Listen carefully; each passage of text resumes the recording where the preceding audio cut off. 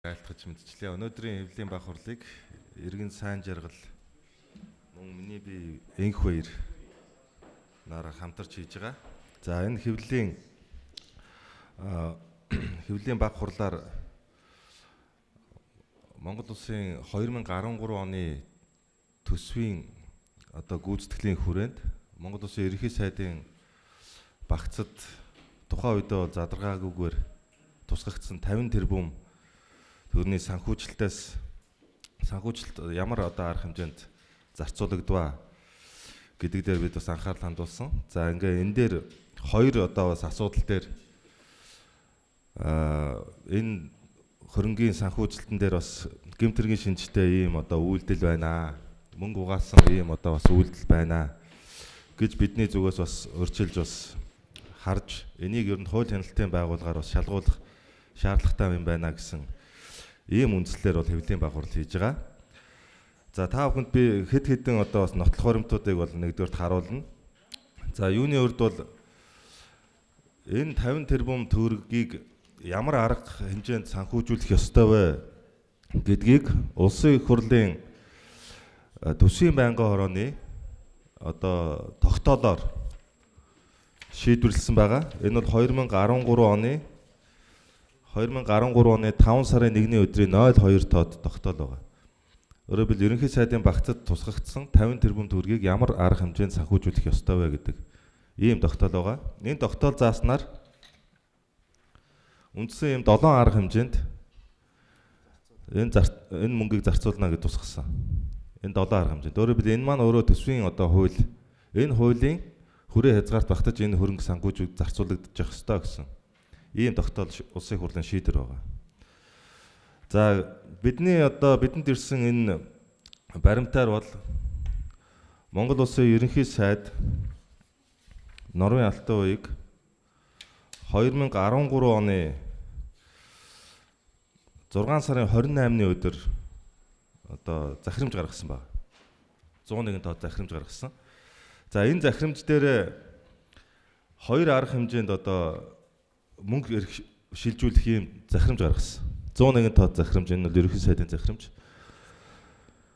Нэгдүгээрт нь эхлэлийн эзэд медиа хөтөлбөр арга хэмжээнд 293 сая төгрөгийг, хоёрдугаарт Бумбарда комикс 9 цуврал номыг санхүүжүүлэхэд 255.6 сая төгрөгийг тус шилжүүлэх эрхийг засгийн газрын хэрэглэх газрын дэд дарга сайн бэлэг санхүү хөрөнгө оруулалт үйлчлэгээний элцийн дарга Бямсвар нар зөвшөөрсгөө гэсэн ийм захирамж гаргасан.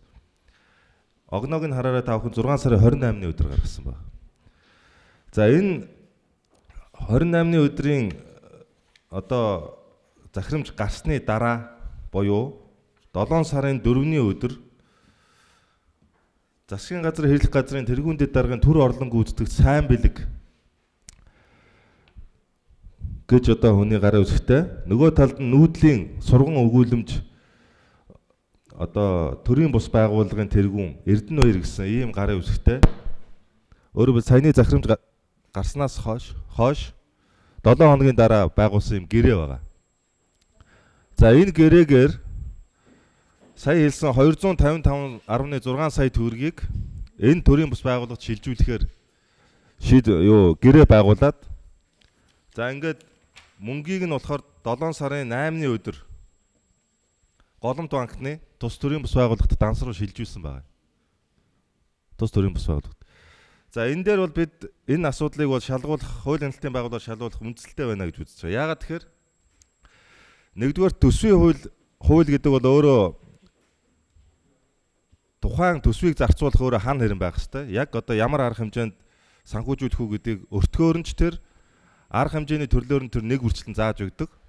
За энэ Бумбарда гэдэг энэ номыг хэвлүүлэх энэ 255.6 сая төгрөгийг хэвлүүлэх талаар төсвийн аль ч хуулинд багхгүй. Мөн улсын их хурлын төсвийн байнгын хорооны тогтоолд мөн энэ арга хэмжээ багхгүй байдаг. Өөрөөр хэлбэл төсвийн хуулиас гадуур энэ мөнгийг санхүүжүүлсэн гэсэн нэг том үндсэл гарч ирж байгаа. За хоёр дахь том үндсэл бол энэ мөнгийг шилжүүлэхдээ төрийн болон орон нутгийн өмчийн хөрөнгөөр бараа ажил үйлчлэгээ худалдан авах тухай хууль зааснаар ямар нэгэн тендер сонгон шалруулалт явуулаагүй. Улсын төсвийн хөрөнгө оруулалтын зааснаар 50 саяас дээш төгрөгийн бараа 80 сая төгрөгнөөс дээш төгрөгийн өртөгтэй ажил дээр заавал нээлттэй тендер сонгож шалруулалтыг явуулах хэрэгтэй. Энэ ажил дээр ямар нэгэн тендер зарлагдаж явагдаагүй. Шууд гэрээ байгуулах замаар хийгдсэн. За 3 дугаарт гэрээ байгуулагдахаас өмнө 7 хоногийн өмнө ерөнхий сайд захирамж гаргасан байсан. Өөрөөр хэлбэл энэ мөнгийг одоо байгууллага руу шилжүүлээ гэдэг захирамжийг ерөнхий сайд захирамж гаргасны дараа 7 хоногийн дараа ийм ажил хийх үү гэдэг гэрээ байгуулагдсан. Өөрөөр хэлбэл энэ бол өөрөө анханасаа төлөвлөгдсөн одоо мөнгө угаах шинжтэй ийм одоо бас үйлдэл болсон байна гэж бид дүгнэж байгаа. За дотор нь аваад үзэх юм бол энэ одоо тэр мөнгө шилжүүлсэн одоо төрийн бус байгууллага нь 2013 оны 3 сард 20 мянган төгрөгийн дөрмийн сантаагаар байгуулагдсан. 20 мянган төгрөгийн дөрмийн сантай ийм төрийн бус байгууллага. За энэ 20 мянган төгрөгийн дөрмийн сантай байгууллагад 255 сая төгрөгийн үйлчлэгээ их гэрээ хийсэн. За энэ цуврал номыг санхүүжүүлэх гэрээг нь аваад үзэхээр ямар ном хэвлүүлэх ээ, ямар чанартай, хэдэн хэвлэлийн хуудас байх ээ, өнгөтэй байх юм уу, өнгөгүй байх юм уу гэдэг ямар нэгэн одоо тийм чанарын болон агуулгын одоо ийм наривчлсан заалт одоо багхгүй. Өөр их ерөнхий. Ийм одоо хариуцлагагүй гэрээ болсон байна. Тийм учраас энийг бол заавал одоо шалгуулах шаардлагатай гэж үзэж байгаа. За мэдээж одоо ерөнхий сайдын зүгээс бол энэ тодорхой тайлбар өгөх бах. Өөрөөр хэлбэл одоо энэ хүүхдүүдийнхаа Монгол одоо ухааныг хөгжүүлэх, боловсролыг хөгжүүлэх ийм одоо үлгэрийн номыг одоо дэмжих нь юу нь буруу байх вэ гэж хэлж мэдшгүй.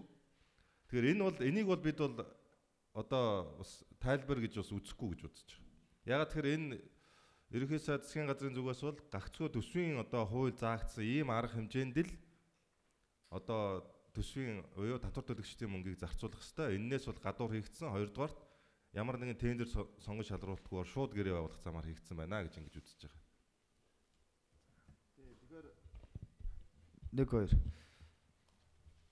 Тэгэхээр төрөний бас одоо энэ төсвийн тухай хуулийг зориултын бус зүйл зарцуулсан байна гэдэгт бас хоёр дахь асуудал байгаа.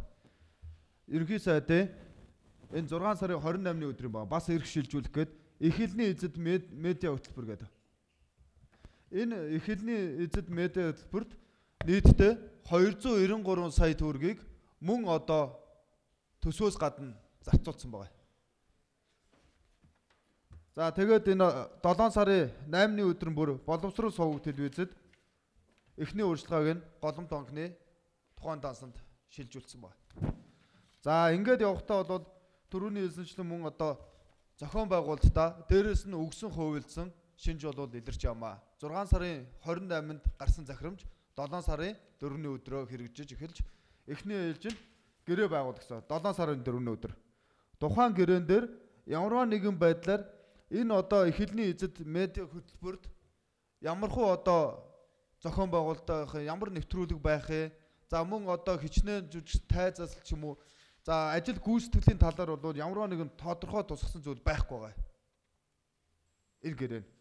За жишээлбэл энэ гүйцэтгэх эрх үүргэнгүүтлээ сар бүр гүйцэтгэлсэн ажлын тайлан санхүүгийн бусад баримтанд үнэн зөв бүрдүү захиалагчд өгнө гэж байна. Тэгээ энэ дээр бол энэс өөр бол юу гэдэг мөнгөтэй холбоотой, зарцуулалттай холбоотой, энэ үйл ажиллагаатай холбоотой эргэн тайлалт, эргэн төлөвлөлт, за мөн зохион байгуулалтын зүйл дурддаг байгаамаа. Уг нь бол энэ дээр бай гэхэд бол юу гэдэг хүр хүрдэн ач холбогдлын агуулгын мөн одоо чанар гэх мэт зүйлийг тодорхой тусгаж өгөх хэрэгтэй. Энэ бол засгийн газрын нэрийн өмнөөс хийж нэг ажил явал. Өөр нэг зүйл нэхэмд гэрээн дээр захиалагчийг төлөөлж өгч. Ерөнхий сайдын зөвлөхөө ган очир гэдэг. Гарын үсэг зураг. Алавчаагүй байгаа юм ба. Энэ алавчаагүй гэрээн дээр төрөөс мөнгө гаргаад явуулсан 293 сая төгрөг. За дахиад энэ одоо ингээд яг 293 төгрөг хэрхэн зарцуулах талаар ингээд зарцуултууд нь байгаа.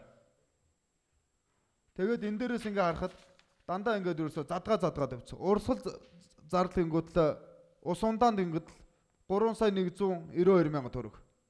Сургалтын материалд 13 сая 300 мянга төгрөг. За тэгээд DVD гэхэд 9 сая 400. Шатхуунд гэхэд зөвхөн шатхуунд гэхэд 13 сая 300 мянга төгрөг зарцуулна гэсэн байна.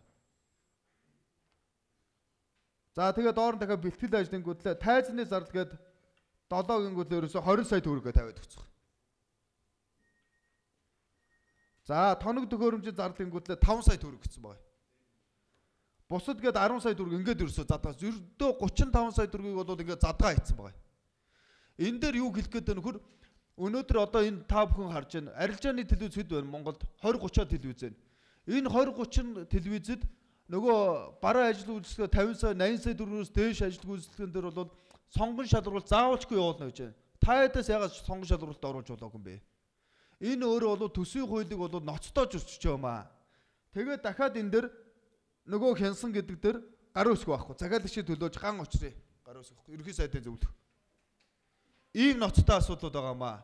Энэ тал дээр одоо бид хоёр иргэнийхээ зүгээс иргэн сайн жаргал, иргэн инх хоёр бид хоёрын зүгээс авилгалтай тэмцэх газарт Монгол улсын ерөнхий сайдыг энэ ноцтой гэмт хэргийн шинжтэй зүйлсийг материалыг шалгаж нягтлаад эргээд ард түмний энэ татвараар олсон мөнгийг хэрхэн зарцуулсан, яагаад төсвөөс гадуур зарцуулсан талаараа тайлбараа тавихыг бас шаардж байгаа маа.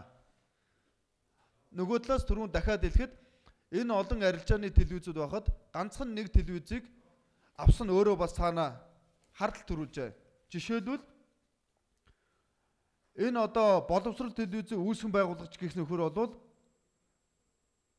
засгийн газрын гишүүн луу болдё.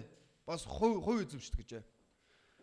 Энэ хувь эзэмшдэг гэдэг нь өөрөө бол ашиг сонирхлын тухай хуульд бол заасаар бол сонирхлын зөрчилтэй этгээдийг энэ одоо сонгон шалралтанд оруулсан байна.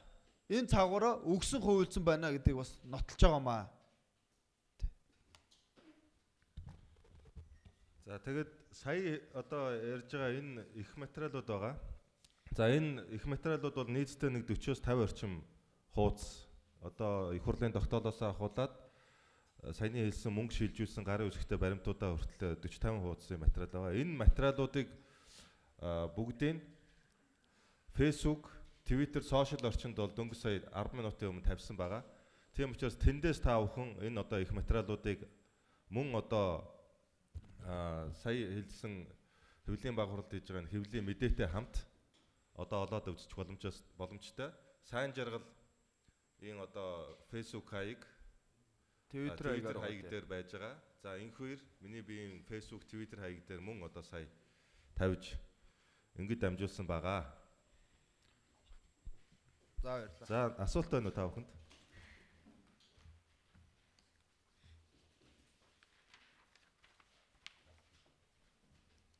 За асуулт байхгүй бол та бүхэнд баярлалаа. Өнөөдрийн урд хүрэлцээс явдалт.